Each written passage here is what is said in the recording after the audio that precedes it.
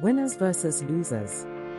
Winners view obstacles as opportunities because they understand that without them, there is no perfection, for obstacles are the fire in your perfection process.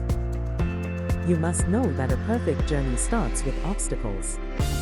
Beating difficulties are what positive people refer to as a breakthrough, whilst negative people never go beyond the obstacles in their lives and describe them as bad luck. The biggest question you have to answer is why some people turn obstacles into success, while others allow obstacles to swamp them in failure. It all lies in an attitude. You need to decide whether you are a problem or solution-orientated person.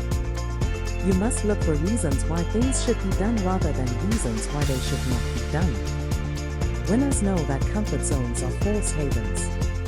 If there were no confrontation, there would be no achievement. Obstacles are your greatest ally. You must view obstacles as opportunities.